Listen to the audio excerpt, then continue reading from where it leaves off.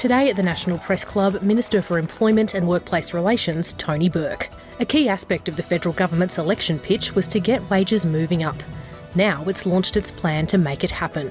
But not everyone's happy with the proposal, and the government is under pressure to keep its word. Tony Burke with today's Press Club address.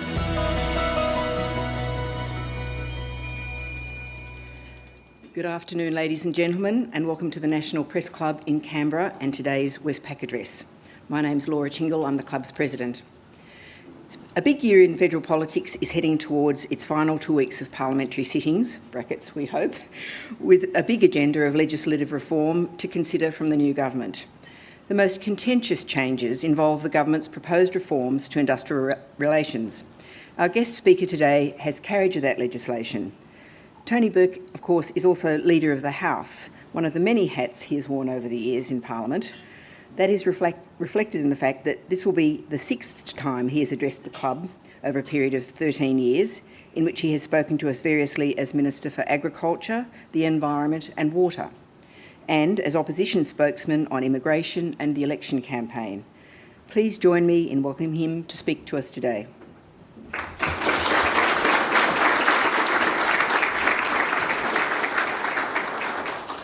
Thanks very much, Laura, and it's a pleasure to be back at the National Press Club, and I acknowledge the traditional owners of the land that we're on and their elders past and present.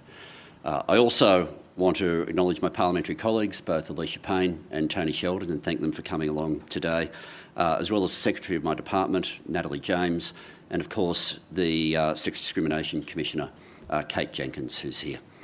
I particularly want to acknowledge the last time I gave a major speech here, it was on the Murray-Darling Basin, and Henry Jones, I keep to non-controversial issues when I come here, and Henry Jones, who'd been one of the great advocates for the change that had made much of it possible, he ended up being not well enough to be here, but I'd invited him to be one of the 2 guests I was allowed. And today I just also want to give an acknowledgement to Nazish Mushtag and to Laura Adams, because they're a big part of what's brought us to be here today. You might not know their names, but they're early childhood educators. And without the work of early childhood educators, I suspect the Jobs and Skills Summit would not have landed with the exact proposals that we got to, and I want to acknowledge them as well. But for the rest of you, I'm afraid today is going to be a bit of a disappointment. I have gone through the issues I wanted to cover and realised there is absolutely nothing I can do that can compete with the scare campaigns for an interesting speech. The scare campaigns, they've been pretty out there, they've been pretty exciting, and there's nothing that I can do that is nearly as exhilarating as some of those scare campaigns. So to the Master Builders Association, with their campaign saying that the Secure Jobs Better Pay Bill will result in the construction division of the CFMEU doing multi-employer bargaining from site to site, I offer my apologies. They're excised from the multi-employer bargaining sections of the bill, and the scare campaign doesn't quite work. To ARIA, with their $20 million campaign for ads against the bill, claiming that the Secure Jobs Better Pay Bill will be a disaster for mining. Campaign doesn't quite work. Sadly, I can't deliver a speech that will deal with that campaign, because if you're on the East Coast and you're on enterprise agreements, then you're excluded from the multi-employer bargaining provisions.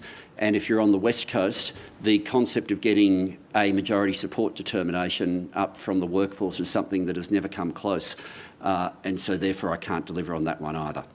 For the fear campaign about the bill that has dealt generally with coast-to-coast strikes, that one I can't deliver on either, for the very simple reason that if there is a version of the bill that doesn't involve the common interest test, the public interest test, or the employer-by-employer voting system, then that campaign would work. But the version of the bill that's going to the Senate includes all 3 of those elements. And to the newspaper editor, who I refer to bravely, but not brave enough to name, who has written the editorials about pattern bargaining, there I'm letting you down as well. The pattern bargaining provisions in the Fair Work Act, the restrictions on industrial action for pattern bargaining, are already in the Act. They are not changed. Not a word, not even a comma. But the person I am failing most today to whom I owe the most heartfelt apology, is Senator Michaelia Cash. There is nothing I can do that can properly deal with the way Senator Cash has calmly and with characteristic nuance explained that the bill will close down Australia.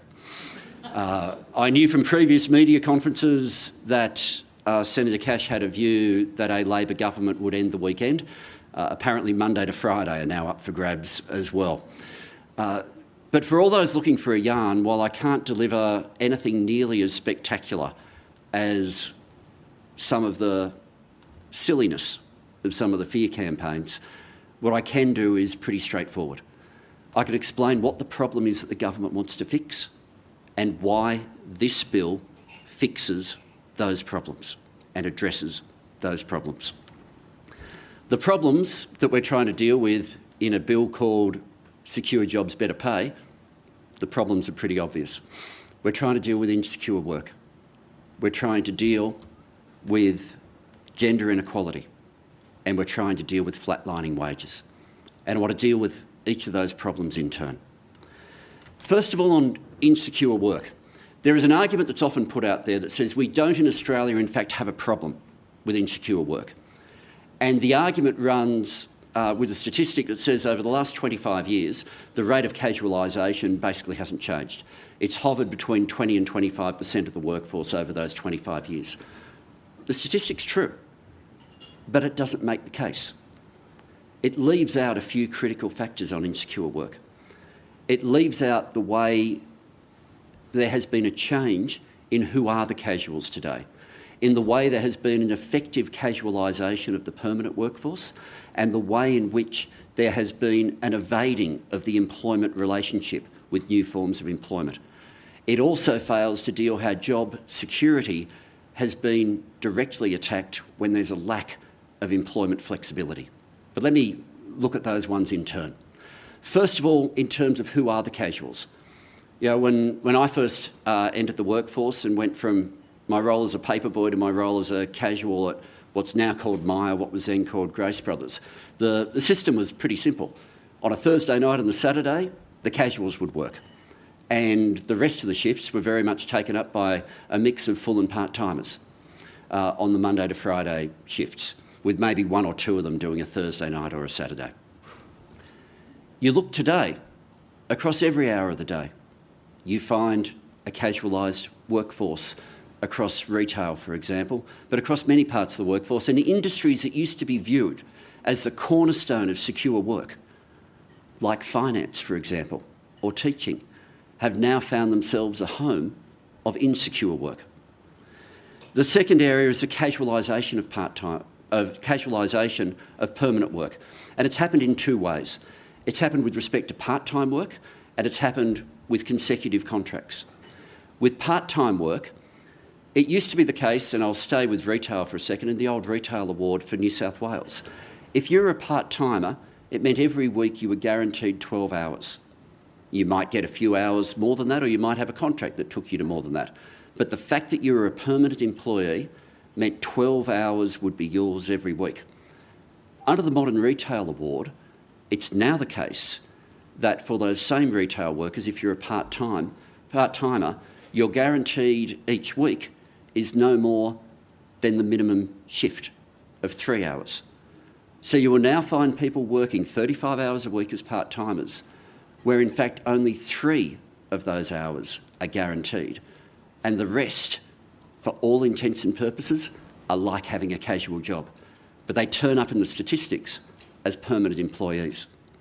Similarly, back-to-back contracts, where once would have been the preserve of jobs that were genuinely temporary, but now we find increasing instances of somebody on a 12-month contract, at the end of which they go on their next 12-month contract, they go on their next. The job is ongoing the whole time, but the employment isn't, creating a situation for a worker where they can be at a point where they should ordinarily be claiming long service leave, and yet in the real world of their life, they are still every 12 months finding themselves back in a probationary period. And the impact of that insecurity is real. What happens when you go to a bank And you say, oh no, I've got a secure job, I'm working 35 hours a week. And they ask, yeah, but how many hours are guaranteed? And the answer is 3. What does that mean for your finance? What does it mean for your finance if you think you have a secure job, but when you're asked about it, the answer is, oh, well, I'm secure until my contract comes up in 2 months' time. This insecurity is hitting people who were never previously part of what we called the casualised workforce. And finally, we have the new loopholes that have turned up. New loopholes with sham contracting and certainly with the gig economy, where people who have none of the power that would be associated with someone running their own small business appear in the statistics as small business people. So when you say, has the rate of casualisation changed? No, not a lot. Has the story of job security in Australia changed? It really has. And the final layer of that job insecurity, which I'll talk about in more detail when I get to the bill, is when the failure to get flexibility at work means for your personal circumstances, you're given a roster change that means you just can't remain in the job. And in those circumstances, if the security of a job means that you can no longer meet caring responsibilities, you don't really have job security. The second issue we're wanting to deal with, the second problem we're wanting to take on, is gender inequality. The figure of 14% just sticks out a mile. A figure, though any level of gender pay gap would be unacceptable. 14% is just an extraordinary problem where we know it won't just fix itself. It sees itself in a number of ways. Bargaining largely hasn't found its way to feminised industries in the same way it has to industries that are dominated by male employees. That's part of the story. Even in areas where people might be better paid, secrecy clauses have allowed there to be an ongoing way of creating circumstances where not only are women paid less than men, but the circumstances are there to try to make sure no one even finds out that it's going on. And finally, that issue I referred to with caring responsibilities sadly does affect more women than it affects men. And the final issue that we're grappling with the bill, the final issue that we want to deal with, is flatlining wages. You wouldn't have found a minister for the last decade or so even view this as a problem. Low wage growth was a deliberate strategy, a deliberate design feature of the previous government. This government was elected on a platform to get wages moving, and we intend to. Even the figures that have come out only about an hour ago of 3.1% with the wage price index, that outcome is welcome. It's evidence and largely driven by what happened with the government's action in the annual wage review, where we argued absolutely that people should not have been going backwards in that annual wage review, and welcomed the Commission's decision to award the 5.2% increase on the minimum wage and the way that flowed through in various awards. That's part of the story with today's figures. But even with those figures, people are still going backwards. And even if you go to before inflation spiked, when that 5.1% figure came out during the election campaign, even before that, inflation was running at 3.5%. So even before the inflation spike, the figure that has come out today would still have seen workers go backwards. Now, we were told that low wage growth will fix itself. We were told it in a few different ways. We were told that it would fix itself with productivity, that it would fix itself with inflation. We were told it would fix itself with unemployment. But what's the experience been?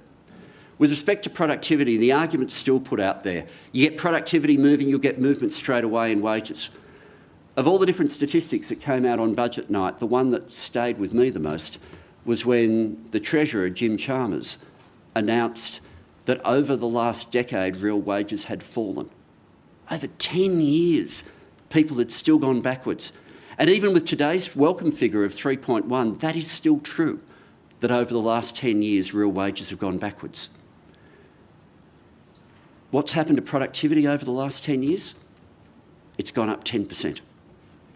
We were told when wage growth was so low under the previous government that was a reasonable thing for wages to be low because inflation was also low. But some of the same people who made that excuse now offer the argument that you can't have wage growth now because inflation is high. The reasons go diametrically opposed, but the story of just keep wages low remains the refrain. But the final thing we were told, and we were told it repeatedly, including by the previous Treasurer, that if you got unemployment low in a sustained way, that of itself would create the hydraulic pressure to push wages up. We have now had sustained low unemployment.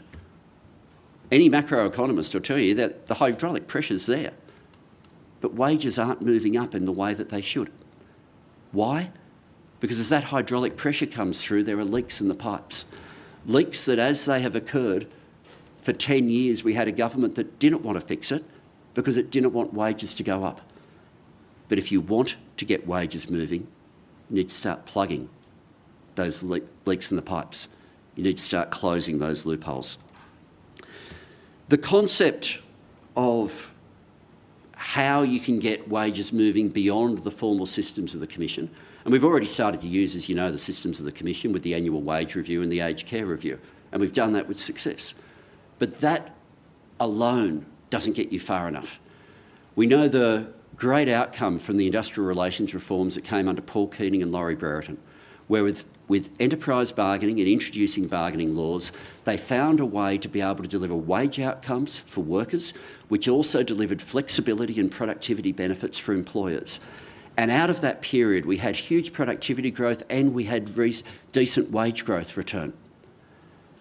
But over the last decade, bargaining became stagnant and agreements fell off a cliff, to the point now where only 14% of the Australian workforce is covered by an agreement that's in date. So the Prime Minister, as Labor leader during the election campaign, knew to get wages moving, bargaining had to be one of the issues that we'd look at. And he started a process. He made a commitment at an ACCI meeting in Sydney, at a lunch with Paul Keating there in the audience, and said at the Jobs and Skills Summit, we committed as a government to put bargaining on the table. The Jobs and Skills Summit was held and 3 key areas emerged that required action. To act on gender equity, to act on multi-employer bargaining, and to act on reforming the Better Off Overall test. And so the drafting began. In that drafting process, there are business people here and different business organisations and representatives of the union movement that were involved in consultation direct with me and direct with my department. As the legislation was then released formally into the Parliament, further negotiations took place, and I'm particularly grateful both to the Business Council of Australia, to COSBOA, to ACCI and AIG for engaging, and for the ACTU. Of all the negotiations, no one was happy with every element of the bill, but everyone has been decent enough to understand there is a determination from the government to get wages moving, and I think sometimes a private acknowledgement that without changing the law, we won't get wages moving. So let me now look at how the bill deals with those 3 issues, and I'll deal with the bill in its current form. I know what negotiation in the Senate means, and obviously we want to get this legislation through. We want to get wages moving. There's been respectful conversations with the crossbench. They'll continue. They'll probably take off in earnest once the Senate report is tabled, although Senator Sheldon will know more about the timing of that than I will. But on those 3 issues, job security, gender equity and bargaining. On job security, we will make job security an objective of the Act. We will also put a limit on consecutive contracts so that once you've gone beyond 2 years or beyond 2 short-term contracts, the next work contract is still valid, except the end date's not. You're employed continuously, with the exemptions that you'd expect to be there where the funding for a position is genuinely time limited. We'll also act on the workplace flexibility rules that are currently within the Act. Now, a lot of people have thought of this in terms of their own world, a lot of commentators and people who are what we might call the laptop class, where during lockdown periods we were able to work from home and have thought, oh, the workplace flexibility is all about us. I just want to frame it today in terms of what workforce flexibility means for the people who can't work from a laptop and have had to physically turn up every day. If you're given a roster change and it means there is no one to care for your 3-year-old, what do you do? At the moment under the Act, you have a right to request. If that request is unreasonably refused, you have nowhere to go. We're introducing a right for arbitration. Now, this is rarely a problem in small business. In small business, and I know this from the family I grew up in, small business owners are usually the ones doing the rostering themselves. They tend to know their staff pretty well. It's more common in large businesses where the business itself will have great workforce flexibility policies, but the CEO is not the one doing the rostering. And you very recently find you have a very junior level of management, often someone who has done a course but has never had caring responsibilities themselves, responsible for the roster. And requests simply get refused. It leads to someone having to decide, do I just give up the shift, knowing I'll then be viewed as unreliable? Do I then have to find another job? Do I have to go to multiple jobs? Does the juggling of work become harder? By introducing the arbitration power, the biggest outcome won't be how many cases are arbitrated. The biggest outcome will be you'll get a change in the behaviour at conciliation. Management that is currently being unreasonable when there are no consequences will instinctively become more reasonable when there are consequences on the table. Leads me to gender equity, which will also, gender equality will become an objective of the Act. Now, all the other objectives of the Act will still be there. So everything that's already there with respect to taking into account proper minimum standards, work-life balance, the objectives there about the national economy, the objectives there about productivity and the particular role of small and medium businesses, all those objectives are still there.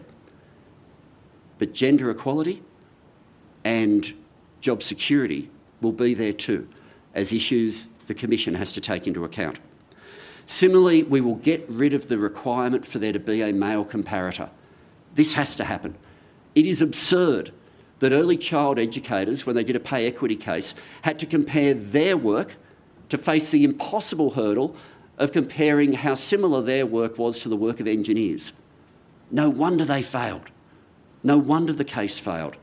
It shouldn't be the test of fairness as to whether or not we can find a traditional bloke occupation to be able to match it up with. We'll establish panels within the Fair Work Commission that will deal with pay equity in the care and community sector, and pay secrecy clauses will not be valid. If you want to tell somebody how much you are paid, it will be up to you. And that of itself will make a very real difference in so many workplaces.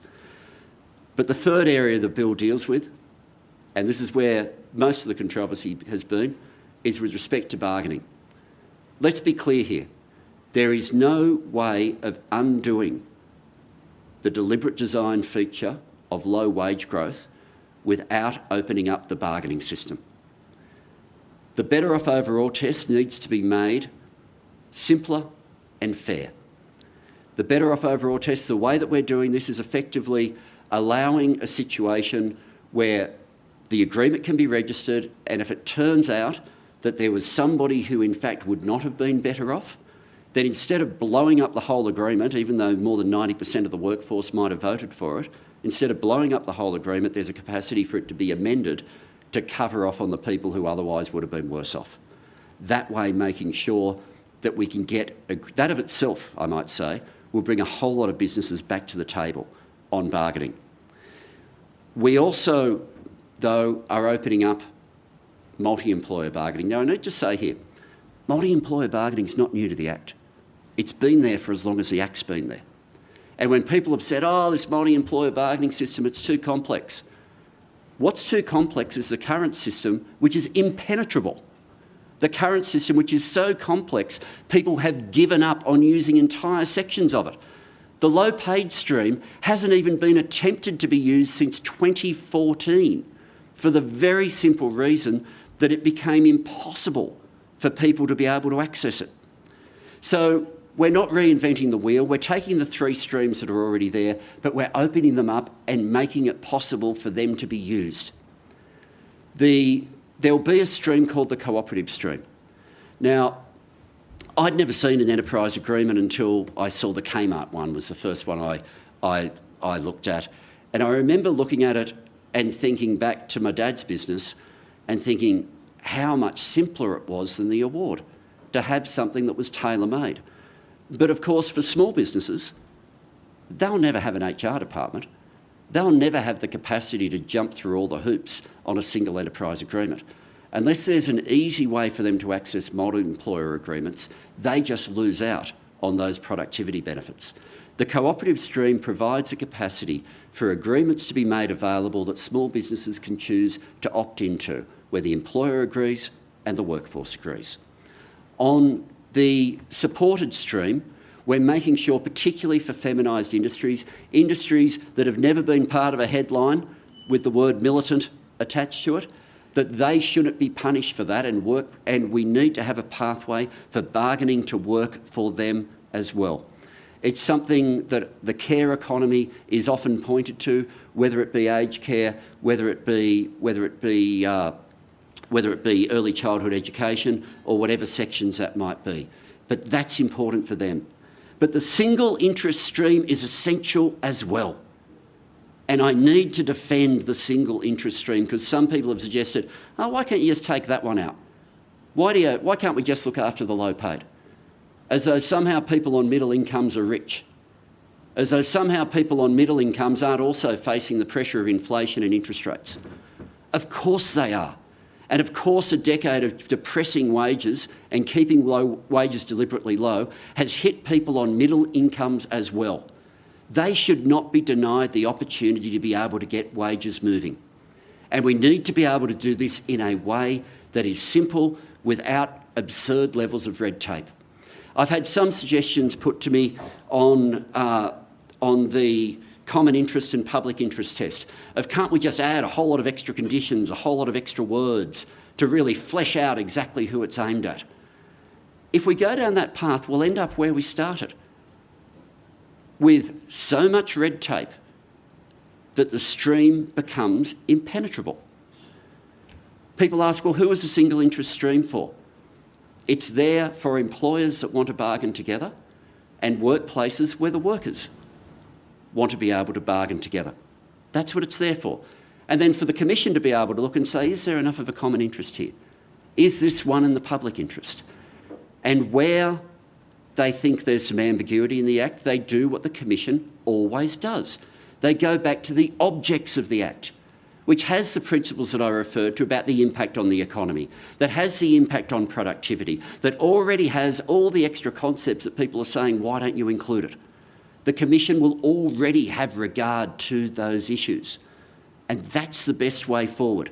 I've been surprised by some people who will argue in every other area of law that goes through the Parliament that we need less red tape.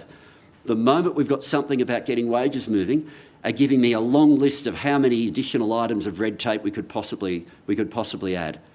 That's not where I want to go. I do want the Fair Work Commission to be able to use its discretion. I want it to be able to make sensible decisions in a common sense jurisdiction. But who would access this single interest test? Let me give you two examples. Sheet metal workers involved in putting out in assembling air conditioning systems. Their industry rate of pay, the accepted industry rate of pay, is well above the award. Both the employers and the workforce want to be in a situation where they can bargain a multi-employer agreement to make sure that they don't constantly get new competitors undercutting the industry rate in a race to the bottom. They've all seen too many times the same people who try to undercut the industry rate in the race to the bottom aren't just making shortcuts on wages, they're making shortcuts on safety as well. They see it too many times. And they want a system where you can protect against that race to the bottom. Similarly with cleaners, you often get the situation, you get a company that wants to be able to offer a better deal to its workers. It does so only to be undercut by a new entrant, and then they lose their contract and everyone loses their job, and you're back to where you started on wages. A race to the bottom is no good for low-paid workers, and it's no good for people on middle incomes either. And if you want to get wages moving, you need to stop the race to the bottom.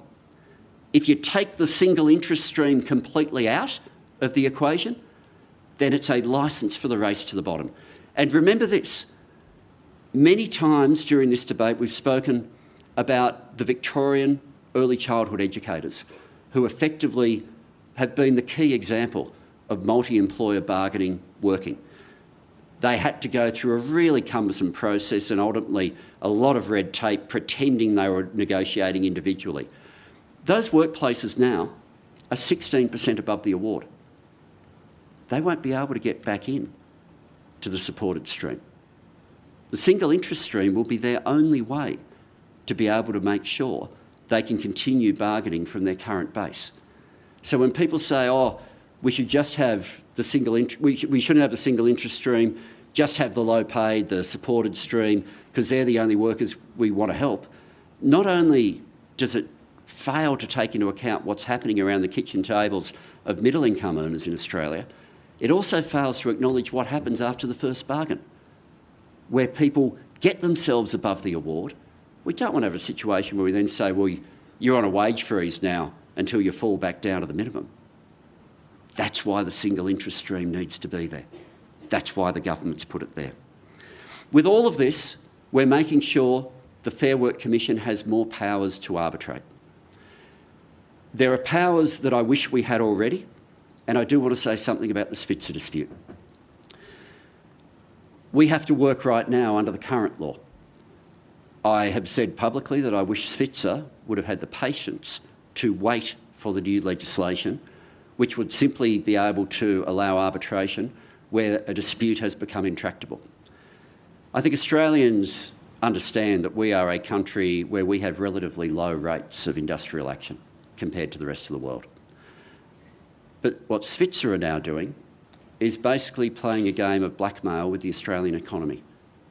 It doesn't just hit their sites, it then hits the ports, it then hits the truck drivers and rail workers who transport goods. It then hits people in the logistics and warehousing sector and finds its way as a problem all the way to empty supermarket shelves. It has an extraordinary impact on the economy. I welcome the decision of the Fair Work Commission to bring the issue in. I've given instructions today for the Australian government to be represented. So I've given instructions today for the Australian government to be represented at the hearings, and we will be arguing that the lockout must stop, that the damage to the Australian economy being proposed by Svitzer is completely unacceptable. But can I say I wish the test was the test in our bill, not the test in the current law. The test in the current law you have to establish to be able to take any action for the Commission that effectively the national economy is at risk or that someone's life is at risk. An intractable dispute should be able to be dealt with because it's an intractable dispute. I believe in having an umpire. But can you imagine, to keep the sporting analogy going, if you had any sporting code where for the umpire to blow a whistle, both sides had to come and say, oh, well, we'd like you to make a ruling on that one. Because that's what consent arbitration means. That's how it works most of the time under Australian law. And so imagine on the sporting field if someone behaves badly, well, they're never going to ask for arbitration. And that's where we're at. We end up with disputes that become never-ending, and we end up with a situation where if somebody is acting unreasonably, the umpire has not been handed a whistle to blow. The impact of arbitration, like the arbitration I referred to with the flexible work provisions, won't just be what happens when something's called in. When people know there's a possibility of arbitration, it changes their behaviour. In the same way as there's a whole lot of behavioural changes that I want to happen and I can see just over the horizon when this legislation is proclaimed. So what does the world look like on the other side of this legislation if we make it law? The first thing that will happen won't be about multi-employer bargaining. The first thing that will happen will be single enterprise agreements will start being made by businesses that had walked away from the bargaining table. They'll do it for two reasons. They'll do it because the Better Off Overall test has become workable again, and that'll bring some businesses back to the table straight away. But also there'll be some businesses that don't want to have anything to do with multi-employer bargaining and know if you have a multi-employer bargain in place, then, if you have a single enterprise agreement in place, then you're not affected by multi-employer bargaining. So you'll get single enterprise agreements going for both of those reasons. You'll find small businesses starting to opt in on easier agreements for their workplace than having to deal with the complexity of an award. You'll also find that low-paid workers who've been cut out of bargaining and therefore cut out of pay increases for too long start to use the system and start to find their way to better wages. And then you'll find some of them basically graduate from the supported stream as low-wage earners up to the single interest stream as they get their wages moving. And with all of this, it effectively starts to change a moment in time that is still too far away. That as inflation starts to come down, we want to get to that crossover point where wages start to move forward. Wages don't move automatically. While I was in opposition, I watched 55 different wages projections. 52 of them were wrong, and every one of the ones that was wrong because it cast too low, because the outcome was too low. The projection wasn't met. To get wages moving, we need to change the law. To close the gender pay gap, we need to change the law. To deliver job security, we need to change the law. When people say, can't we wait a bit longer? I reckon 10 years is enough. I want to get this done.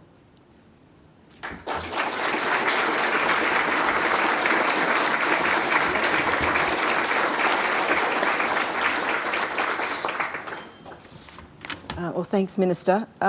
If I could sort of just reflect on what the world would look like under this legislation. We have had 10 years of another world. We've got a great power imbalance, it seems, in a lot of workplaces as a result. And we've also obviously seen the decline of union coverage. My question to you is how, if you want to get wages moving again, in a workforce where people probably don't know a lot about their rights, you've outlined a few of those scenarios about single enterprise agreements and the incentives to avoid the multi-employer scheme for things. But even in a lot of workplaces where they've become disassociated with the system for the reasons that you spell out because of the problems of enterprise bargaining, how is it going to be? Where are the incentives for people to actually, change the agreements? For example, what's it going to look like in the retail sector that you've talked about? How is it going to mechanically happen that people are going to start having different sorts of arrangements between employers and employees? I think retail's one, Laura, where you'll see fairly quickly some of the larger employers that had seen previous agreements blown up because of the way the Better Off Overall test was being implemented will come back to the bargaining table fairly quickly. So I think for bigger employers, we'll see movement there relatively quickly. It's very much up to the workforces and the employers as to where they want to opt in, for smaller businesses in particular, on the cooperative stream. But no doubt some will. And particularly, I think you'll find it for businesses that are very similar if there's effectively a model agreement that they can opt into, you'll see a fair bit of that. But the other thing that I have to acknowledge is there are some workplaces where no matter what laws you put in place, people get treated worse. One of the things that I deeply respect about the trade union movement is its delegate structure, where effectively every day they're making sure that the laws that already exist are being felt on the ground. And there will be, as we saw with the wage theft stories over recent years, there will be some workplaces where no matter what laws we put in place, you get some rogues that are treating people in ways that are completely unacceptable. The next stage of legislation, what I intend to introduce next year, will deal with wage theft and will deal with a series of those loopholes that we need to close. So I'm not going to pretend that this looks like getting wages moving for everyone straight away, but I can picture pretty quickly a whole lot of workers, including the ones who serve us each day when we buy our groceries, where there is a pathway for them to get wage rises that have been denied to them for a long time. And there will be businesses that have been craving a simpler system that will get one. That said, everyone will, between now and the vote and thereafter, try to argue to their own advantage. That's the nature of a democracy.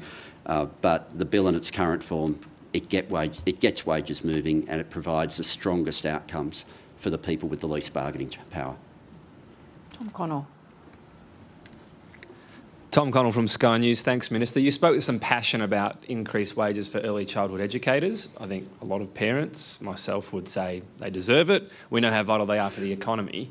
Paying for it's the tricky part. Now, aged care workers, Labor said they deserve the pay rise. We're going to back it no matter what the increase is. For early childhood educators, you've actually had a policy to increase their wages with government money in 2019 and then dropped it. So why did they drop down the priority list, and who will pay for the pay rise? Is it a case of parents now paying? If you have a look at how we've designed, Tom, the supported stream, you'll see it has a very unusual feature which we haven't previously dealt with, which is the capacity to bring the funder to the bargaining table. One of the challenges that's always been there, and one of the challenges with that 2019 policy, was if you provided the extra money, to what extent could you even guarantee it would go through as wage increases, and to what extent would it simply be taken by some businesses and then they do their own thing on wages? By bringing the funder to the bargaining table, I can't guarantee what the outcome of those particular negotiations are, nor should I. That's the nature of a negotiation. But that is a very significant shift. That means, for example, for the funded sectors you described, that the government is the principal funder. They turn up to the negotiations if they're brought in by the Commission, and I suspect reasonably they would. Similarly, you would find that there would be situations, with the cleaning example I gave, in major shopping centres where the funder may be a supermarket, a major tenant or something like that, or similar in multi-office buildings, there may be a particular funder. So it's not only government who can be brought to the table, but the funder can be brought to the table. And that avoids the problem that we've had with bargaining to date, where effectively you have that the employer might be able to offer a little bit more. Sometimes they can, particularly if there's flexibility trade-offs. Let's not pretend that there aren't benefits for the employer in these sorts of negotiations. There might be something they can provide. But the big question has always been, can the funder help? They would now be brought into the table, and effectively, is the government willing to operate under the legislation it has brought itself to the Parliament? I think the answer is a pretty obvious yes. So just so I don't get in trouble, in one word, the government is essentially still willing to fund the pay increase? I'm not going to answer it in other terms than how I've answered it. The one-word thing's a nice game, but we've both been around long enough to know I wasn't going to bite on that. Sarah Ison. Sarah Ison from The Australian. Thanks for your speech. I just want to focus on David Pocock. Obviously, there's a heap of focus on this senator. Will you delay any elements of the bill if he insists to getting the rest passed? Obviously, David said there's heaps of good stuff about this bill and he wants it passed. Will you delay any of it at all? And if I can, just a second one, we did hear from Qantas that for the Qantas group, this bill will mean certainly less flying because costs will rise, demand will be destroyed, particularly on marginal routes. What's your response to this concern that we're going to have those flights shut off? Okay, thanks, Sarah. First of all, with respect to Senator Pocock, as I said in the speech, I'm conducting good faith conversations with the crossbench, including Senator Pocock, and so I'm not going to speak out of school in those conversations, but I will tell you my preference. My preference is the bill in its current form. I acknowledge there'll be negotiations, and I would much sooner be in a position where we were tweaking individual sections than removing entire sections of the bill. Now, how the negotiation goes, you see when you get to the end of the story. But if I put it in these terms, I can't think of a section of the Australian economy, particularly where people are on low to middle incomes, where I'd say, we don't need to get your wages moving. And I really don't want to be in a situation where we're taking complete sections out of the bill. But that's a conversation we'll continue to have, and hopefully today I've helped make some of the case. I suspect members of the crossbench might be listening a little bit. Don't know. And on Qantas? Oh, I'm sorry. I wrote that down. With respect to Qantas, look, Qantas is one of the companies. We generally, with the consultation process, we engage through peak bodies. Qantas is one of the companies that we actually brought in for direct negotiation.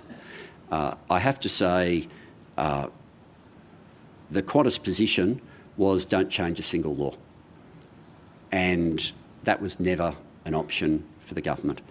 I don't accept the argument that if you do anything to get wages moving for a company like Qantas, that somehow everything's suddenly in jeopardy. There will always be some big words, and I referred to various scare campaigns at the start of the speech, and various words of crisis will be used. But in fairness, if you look at the current laws, it's hard to find many companies that have had more different ways of working around the current laws than Qantas has. I'll put it in those terms. Can you rule out marginal flight routes will not be shut down, as Qantas says? Is that completely not going to happen? Can you rule out that that's going to happen? Well, I'm not on the board of Qantas, and I'm not making the decisions, and I'm not seeking to be on the board of Qantas. If they want to make decisions about their flights, they'll make decisions about their flights. But if they want to pretend that it was because we tried to get wages moving, then I don't think that'll be an entirely accurate line of reasoning. Ron Meisen.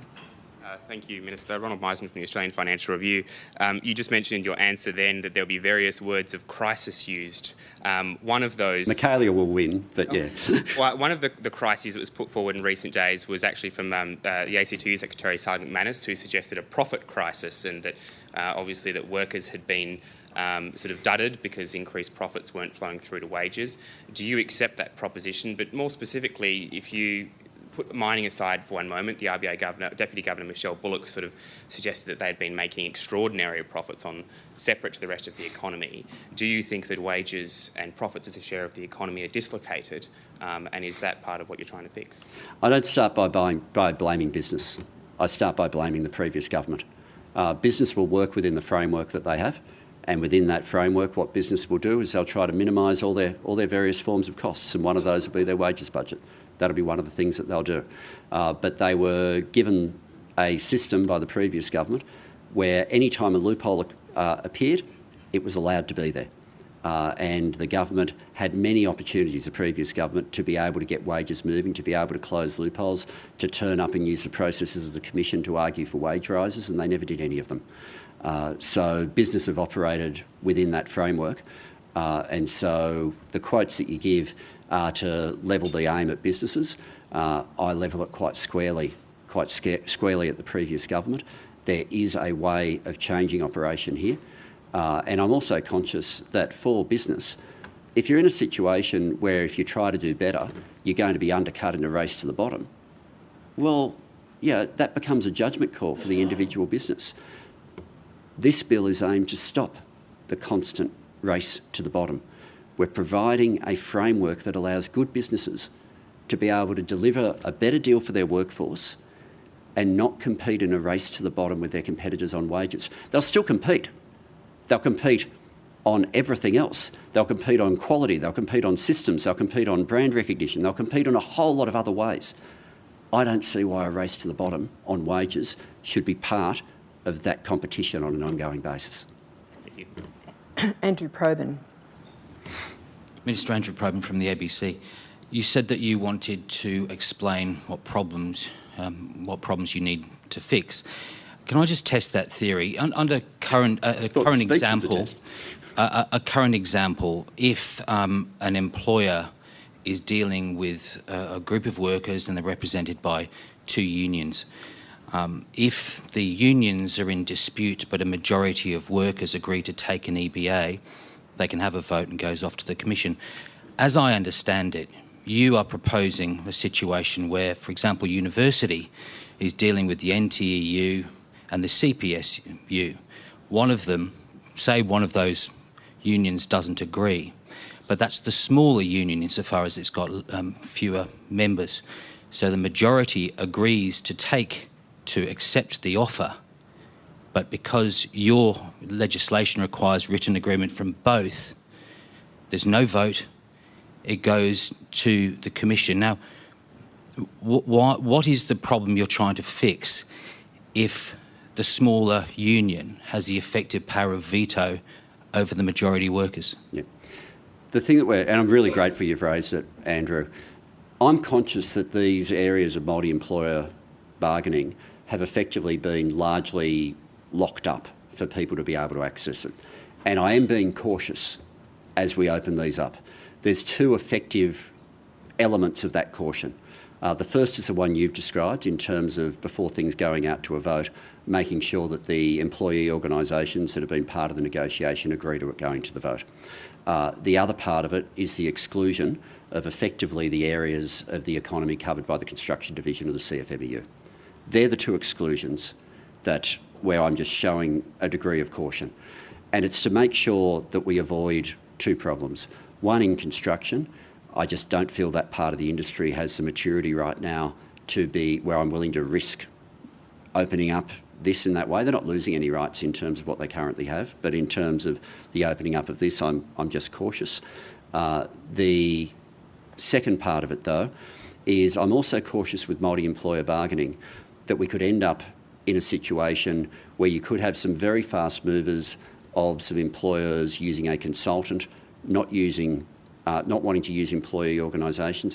I'm very cautious about having agreements go through where pressure is put on employees and effectively we're getting substandard agreements.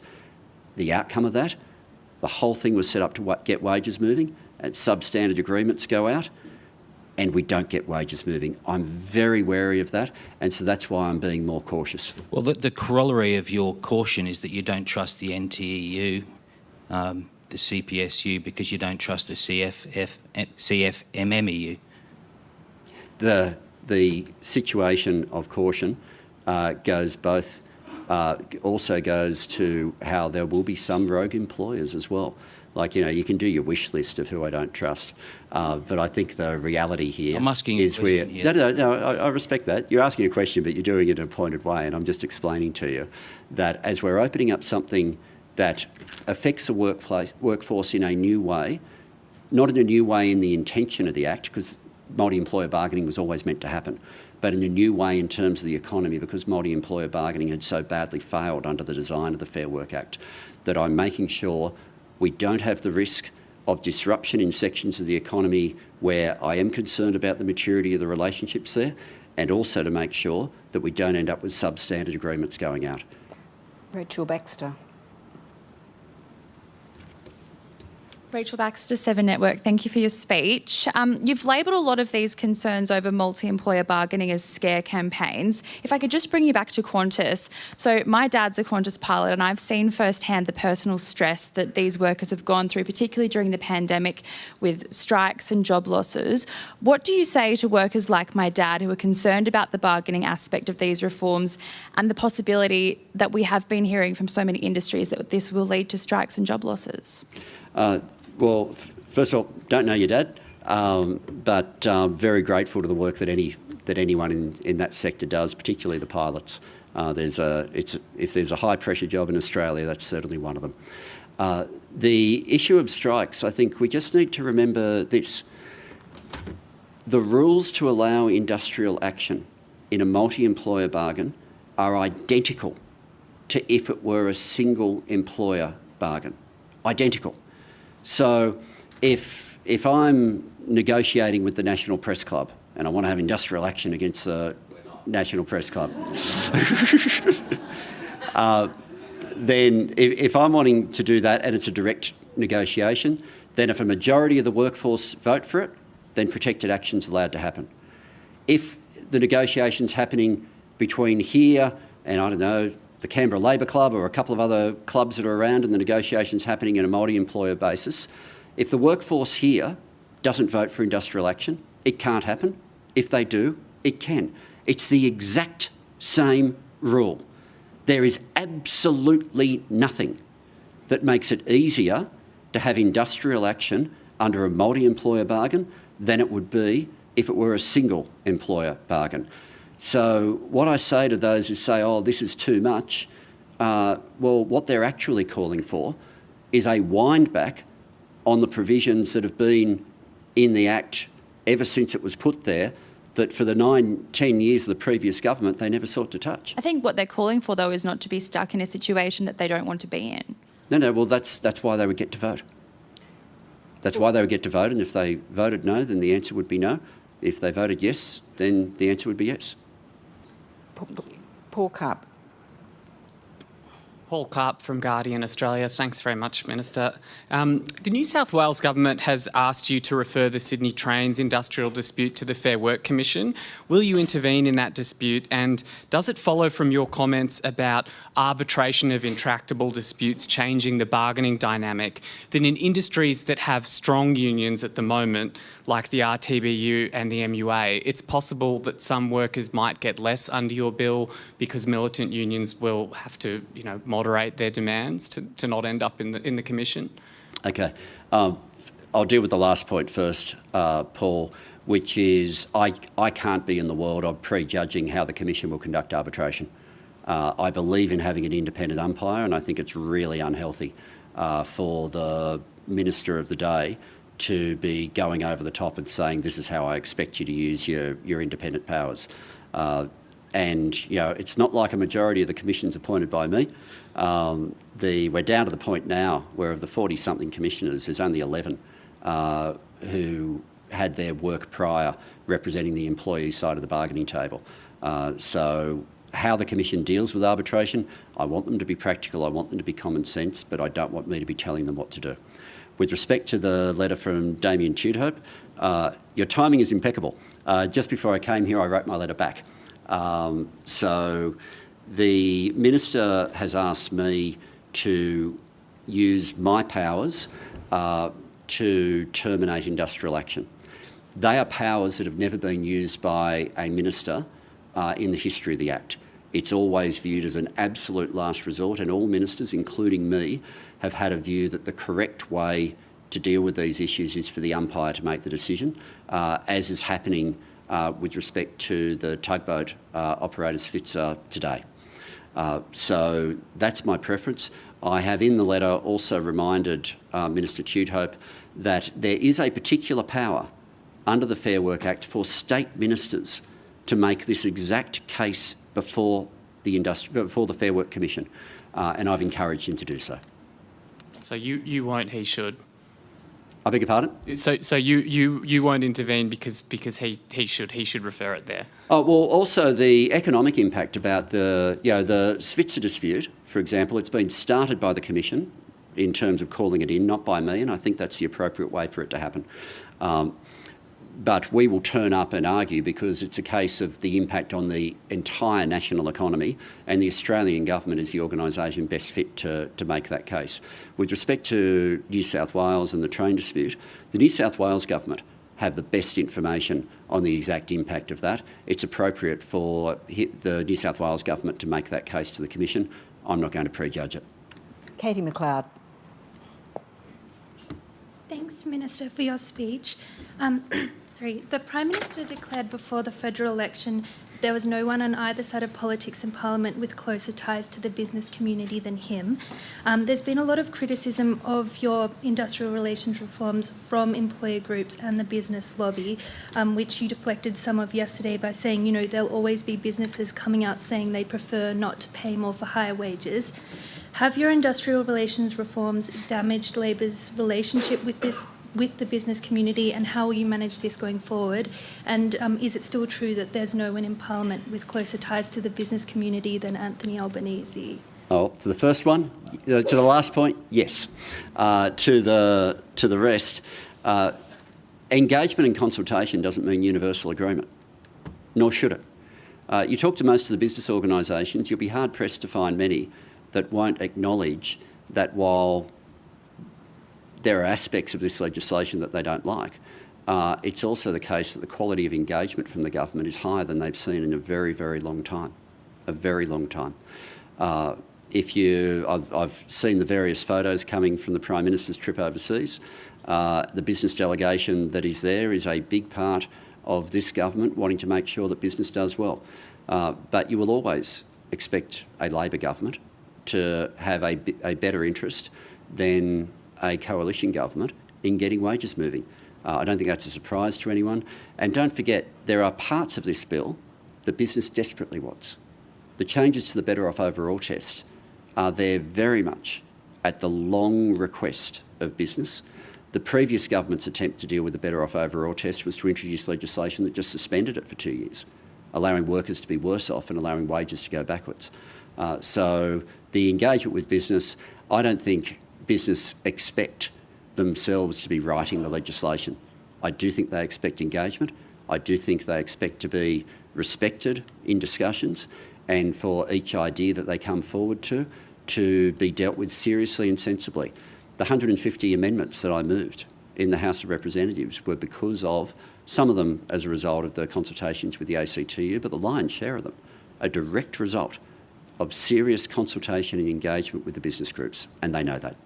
Sounds like there's still, quite a lot of the bill that business groups aren't happy with. So do you think there's any risk that the relationship will be damaged? I don't believe so. I don't believe so. I don't believe business would expect that they get to write the legislation, but obviously the engagement will continue in earnest. We'll continue with our conversations with business, but I think we're about to hit the point where the really intense conversations are happening with the Senate crossbench. And at that point, it's not for me to speak on their behalf. Thank you. Stella Todorovic. Stella Todorovic, Network 10. Thank you for your speech, Minister. I'm just going to switch gears a little bit. Donald Trump announced he'll be running for president in 2024. Do you welcome his candidacy? I had no idea that this had happened. But I will leave it for the Prime Minister or the Foreign Minister to be the first people to comment. Capital rights, do you think that it's appropriate? I've given the only answer I'm going to give, Stella. Okay, thank you. Nick Stewart. You just gave a brilliant extemporaneous speech. Look, Mum, no notes. And it all hung together. You're playing with these ideas in your mind. You can quite easily, if you want to, isolate part of the legislation and hold it. You can just cut it off and go through with the other ideas. You're clever enough to do that. Why don't you either go into the negotiations saying that's a possibility, I'm prepared to consider doing that, or alternately look at giving people, like for example the crossbenchers in the lower house who may have voted against this legislation, give them the staff so that they can actually recognise that your answers are right, and so that they know that you're doing the right thing. Why don't you do one or the other of those? I'll deal with the first one. The second one's beyond my gift.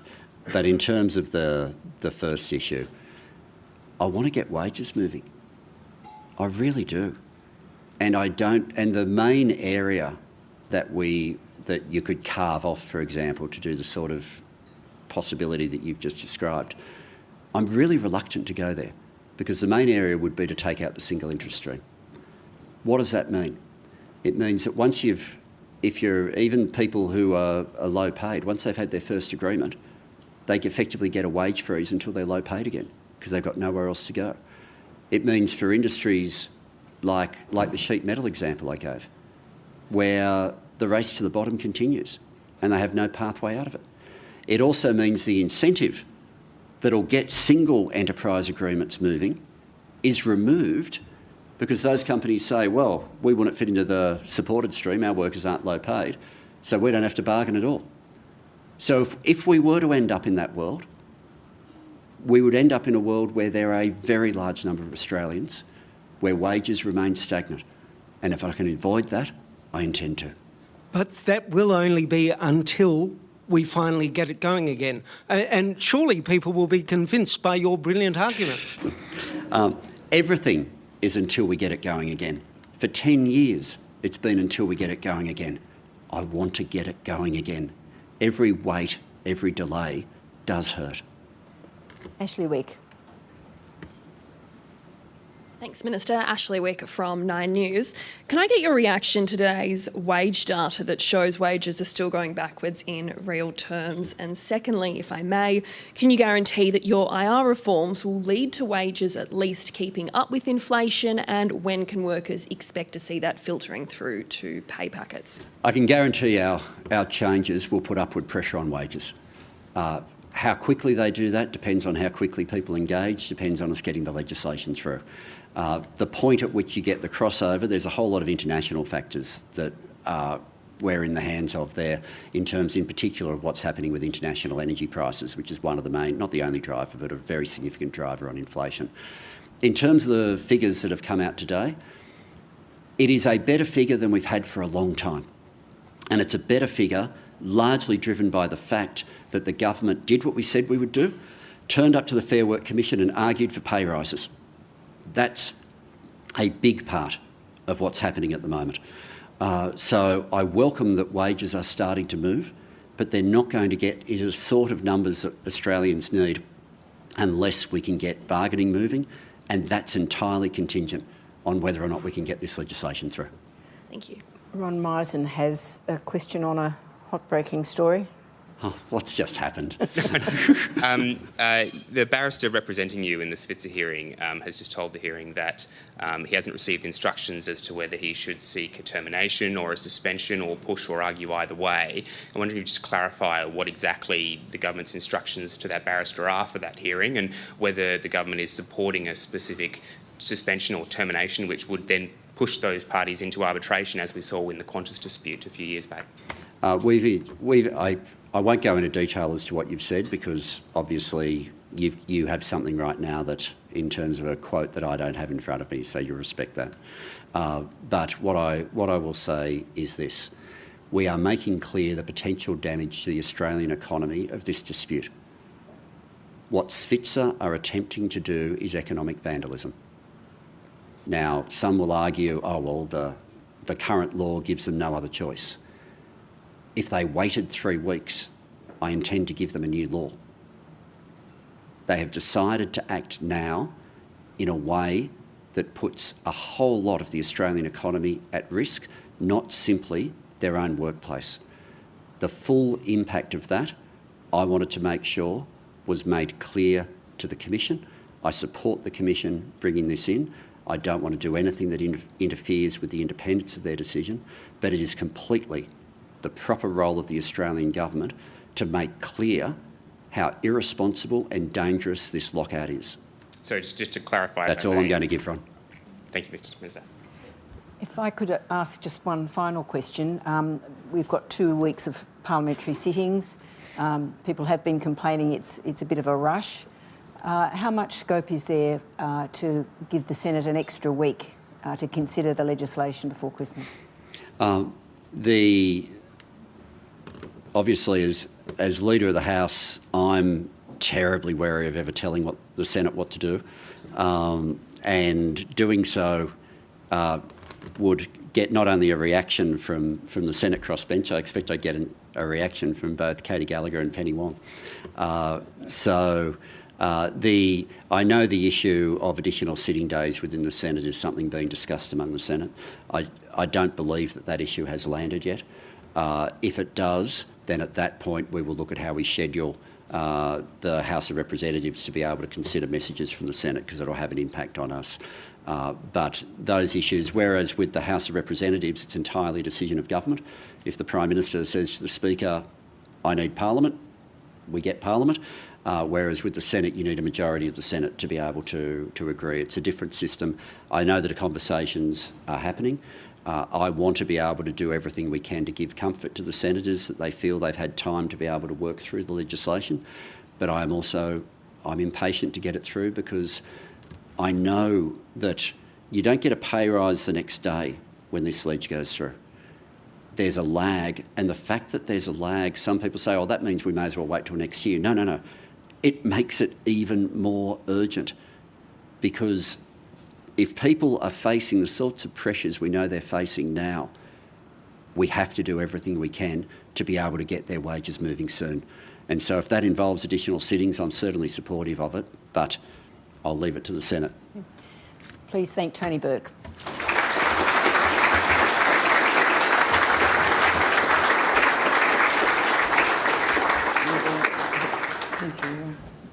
Lovely. Thank you very much. Cheers. Okay. Thank you, Laura. Appreciate it. Thank you.